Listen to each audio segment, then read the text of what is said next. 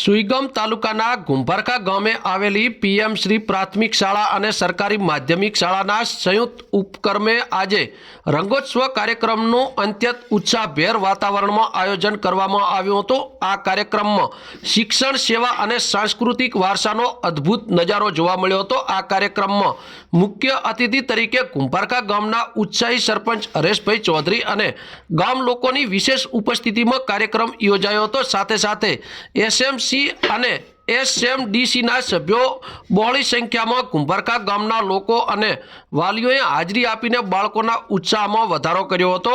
શાળાના તેજસ્વી તારલાઓ અને ભૂતપૂર્વ વિદ્યાર્થીઓનું જાહેરમાં સન્માન કરવામાં આવ્યું હતું। આ કાર્યક્રમની રોનક વધારતા બંને શાળાના વિદ્યાર્થીઓએ નાટક, સ્પીચ સ્પર્ધા અને વિવિધ નૃત્યો રજૂ કર્યા હતા। ગુંભારકા શાળાના ભૂતપૂર્વ વિદ્યાર્થી અને હાલ બનાસ ડેરીના ડિરેક્ટર તથા જાણીતા સામાજિક અગ્રણી શ્રી મૂળજીભાઈ પટેલ દ્વારા સરકારી માધ્યમિક શાળાના શૈક્ષણિક વિકાસ માટે 51,000ની સખાવત કરવામાં આવી હતી। જોકે તેમની અનિવાર્ય ગેરહાજરીમાં તેમના ઉમદા કાર્યને બિરદાવવા માટે તેમના દીકરી અને ભાણેજનું પુસ્તક આપીને સન્માન કરવામાં આવ્યું હતું।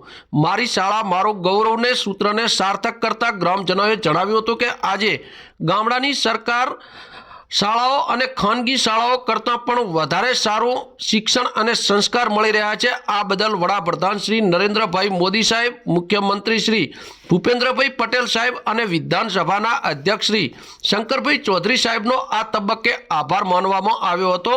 શાળાના સમસ્ત શિક્ષકગણ અને શાળા પરિવાર દ્વારા કાર્યક્રમને સફળ બનાવવા માટે સુંદર આયોજન કરવામાં આવ્યું હતું।